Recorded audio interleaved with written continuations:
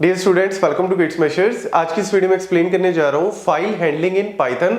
जैसा कि हम हर प्रोग्रामिंग लैंग्वेजेस में फाइल हैंडलिंग को डिस्कस करते हैं, पाइथन के अंदर भी फाइल हैंडलिंग जो है one of the most important topic है। और ये क्यों इंपॉर्टेंट है, इसका वन ऑफ द बेसिक फंडा यही है कि यूजर जब भी डेटा को स्टोर करता है वो चाहता है कि मैं उसको परमानेंटली स्टोर कर सकूं, और हम लोग जो है वो फाइल्स की फॉर्म में डेटा को स्टोर करते हैं। जैसे आप अपने लैपटॉप्स में देखो, अपने कंप्यूटर्स में हमेशा हम फाइल्स की फॉर्म में डेटा को स्टोर करते हैं, चाहे वो टेक्स्ट फाइल है, चाहे वो पीएनजी फाइल है, चाहे वो MP3 फाइल है, जो भी फॉर्मेट है, फाइल्स की फॉर्म में डेटा को ऑर्गेनाइज करते हैं ताकि मैं उसको परमानेंटली स्टोर कर सकूं और जब मेरे को जरूरत पड़े मैं उसको एक्सेस कर सकूं। और परमानेंट स्टोरेज के लिए जैसा कि हम लोग हार्ड डिस्क को यूज करते हैं, सॉलिड स्टेट ड्राइव्स को यूज करते हैं, और जैसा कि मैंने फाइल्स को यहां पे रख दिया, अब जब भी मेरे को यूज करना है तो मैं उन फाइल्स को यूज कर सकता हूं। और हम लोग जो है रैम का यूज क्यों नहीं करते?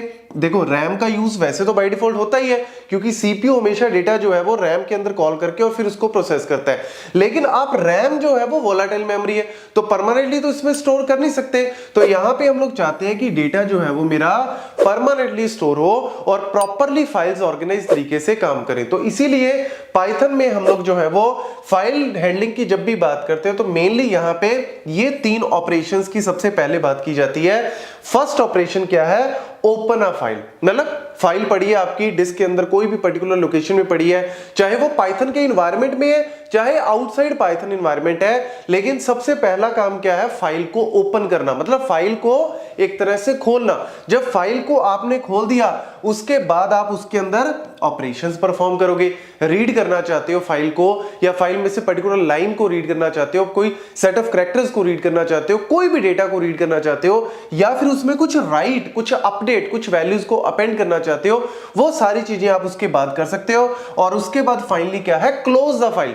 जब फाइल को ओपन किया, फाइल को ओपन करने का मतलब एक तरह से आप ये कह सकते हो कि हमने उसको डिस्क से रैम के अंदर बुला लिया। अब सीपीयू जो है वो उसके अंदर ऑपरेशंस परफॉर्म करेगा, मतलब यूजर कर रहा है लेकिन सीपीयू के थ्रू जो है वो करेगा। अब रीड राइट कुछ भी किया, मैंने चेंज कर दिया, कुछ भी चेंजेस कर दिए, जैसे x की वैल्यू 10 थी, मैंने उसको 20 कर दिए, कुछ भी चेंजेस कर दिए। अब मैं क्या चाहता हूं? क्या मैं ये चाहता हूं कि वो चेंजेस मेरे रैम में ही रहे? अरे यार, अगर आप चेंजेस सिर्फ रैम में रखोगे तो परमानेंटली स्टोरेज में वो कैसे जाएंगे? परमानेंट स्टोरेज में हो सकता है डेटा आपका पुराना पड़ा हो और ये वोलाटाइल है, अगर कोई पावर फेलियर हो गया, कोई भी प्रॉब्लम होगी तो ये डेटा मेरा लॉस हो जाएगा। तो जो चेंजेस किए थे वो लॉस हो गए, तो फायदा क्या फिर करने का? आप चाहते हो कि ये सारे चेंजेस परमानेंटली उस फाइल में डिस्क के अंदर जो है वो स्टोर हो। तो फिर थर्ड स्टेप क्या है? Close the file. तो क्लोज मतलब फाइल को एक तरह से बंद करो, जो भी अपडेशंस है वो फाइल के अंदर करके उसको पूरा का पूरा जो है वो अपडेटेड फाइल बना के रखो। तो ये तीन ऑपरेशंस जो है वो मेनली यूज किए जाते हैं। विद एग्जीक्यूशन आपको ये सारे ऑपरेशंस बताऊंगा, लेकिन उससे पहले सबसे पहले ओपन अ फाइल। जब हम फाइल को ओपन करते हैं तो क्या यूज करते हैं हम? इस तरीके से, जैसे ओपन, हमारा जो फंक्शन है वो क्या है? ओपन, और फिर फाइल का नेम, जो भी फाइल का नेम है वो फाइल का नेम दो, सिंगल कोट्स में, डबल में, तो वो आपकी फाइल जो है वो ओपन हो जाती है। और जब वो फाइल एक तरह से रैम के अंदर ओपन होगी तो ये F1 क्या है? ये कुछ नहीं, F1 ले लो, X Y Z कुछ भी, एक फाइल पॉइंटर है। फाइल पॉइंटर या फाइल हैंडलर आप इसको बोल सकते हो, मतलब एक पॉइंटर है जो उस फाइल को पॉइंट कर रहा है। अब आप उसमें कुछ रीड करना चाहते हो, राइट करना चाहते हो, तो एक पॉइंटर, एक आपको पता लग गया कि आप जैसे कुछ भी करना चाहते हो इस फाइल के अंदर तो F1 के थ्रू कर सकते हो। जैसे F1.read तो मैं रीड कर सकता हूं, F1.write मैं उसमें कुछ भी राइट कर सकता हूं, तो वो सारा उस फाइल में रीड राइट हो सकता है। तो ये बेसिकली फंडा है। लेकिन जब भी हम फाइल को ओपन करते हैं ना, जब भी हम फाइल को ओपन करते हैं तो ऐसा नहीं है कि डायरेक्टली बाय डिफॉल्ट तो वो रीड मोड में ओपन होती है। अगर आप कुछ भी मेंशन नहीं करते, यहां पे सिर्फ फाइल का नेम मेंशन कर रहे हो, रीड मोड में ओपन हो जाएगी। लेकिन अगर मैं उसको अदर मोड्स में ओपन करना चाहता हूं, जैसे कौन कौन से मोड है? सबसे पहले आपका रीड मोड, वो तो बाय डिफॉल्ट है, चाहे आप R लिखो चाहे ना लिखो तब भी वो R का मतलब क्या है? फाइल रीड मोड में ओपन होगी। दूसरा राइट, ये इंपॉर्टेंट है। राइट मोड का मतलब क्या है? कि फाइल को एक तरह से राइट मोड में ओपन किया, अब जो भी चेंजेस करना चाहिए, मतलब जैसे फाइल के अंदर लेट्स से ऑलरेडी कुछ लिखा हुआ है, ABC ऑलरेडी कुछ लिखा हुआ है। अब अगर आप कुछ भी लिखते हो फाइल को राइट मोड में, वो एक तरह से ओवरराइट हो जाएगा, जो भी पुराना लिखा होगा वो हट जाएगा और उसकी जगह न्यू वैल्यूज जो है वो ओवर रिटन हो जाएंगी। और एक और इंपॉर्टेंट है, अगर आप एक फाइल को ओपन कर रहे हो विद राइट मोड और लेट्स सपोज वो फाइल है ही नहीं सिस्टम में, तो ये क्रिएट भी कर देगी, ये उस नाम की फाइल नहीं बना भी देगी।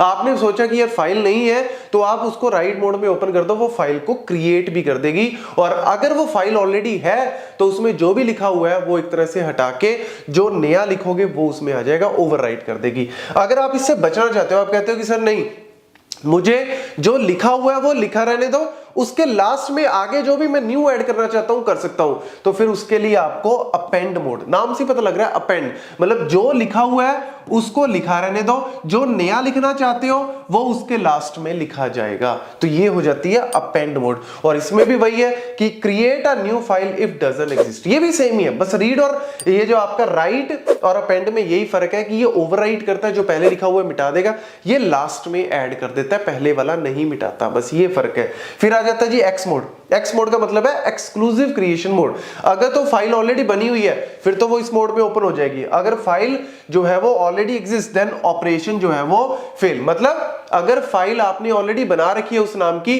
तब ये ऑपरेशन फेल, मतलब फाइल जो है वो ऑलरेडी है तो इसीलिए आप उसको डायरेक्ट जो है वो इस मोड में ओपन कर सकते हो। देन बी का मतलब क्या है, बाइनरी मोड। बाइनरी मोड का मतलब क्या है कि जैसे फाइल जो है वो नॉर्मली टेक्स्ट मोड में ओपन होती है, क्योंकि हम लोग टेक्स्ट मोड में लाइक यूटीएफ मोड ओपन होता है, जैसे यूटीएफ एनकोडिंग सिस्टम यूज करते हैं, UTF-8 UTF-16, तो नॉर्मली जो भी डेटा हम उसमें चाहते हैं वो एज इट इज लिखा हो, एज इट इज हम उसको रीड कर सकें। लेकिन अगर आप बाइनरी मोड में ओपन करना चाहते हो, बाइनरी मोड का मतलब क्या है कि आप अनरीडेबल फॉर्मेट नहीं होता, लेकिन कई बार इस तरीके से डेटा को स्टोर करना पड़ता है, कोई बड़ा डेटा है, कोई इमेजेस है, तो मैं उसको बाइनरी मोड में भी स्टोर कर सकता हूं, बाइनरी मोड में भी उसको सेव कर सकता हूं। देन आ जाता है जी एक प्लस।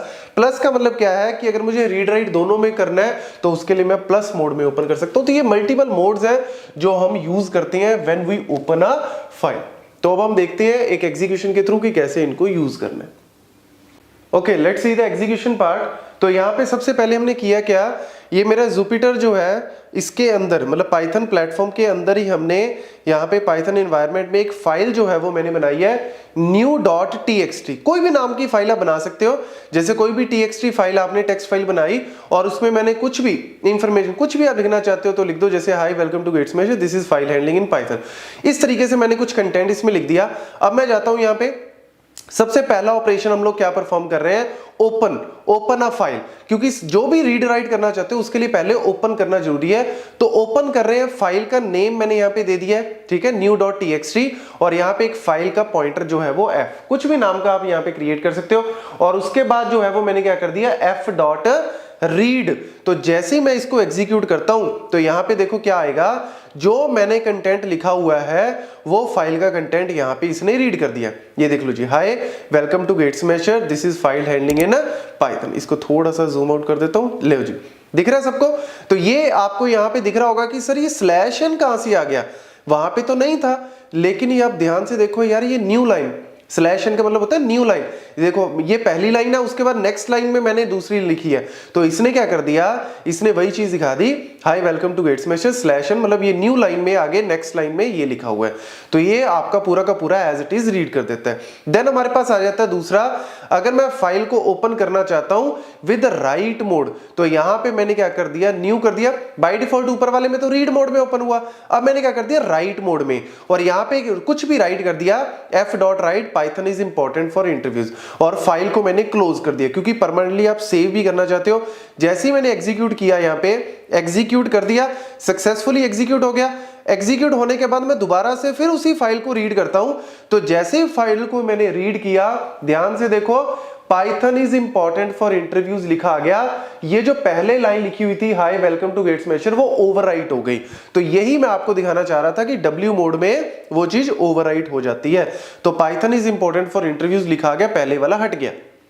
अब देखो, अब इसमें क्या लिखा आ गया, Python is important for interviews, पहले वाला हट गया।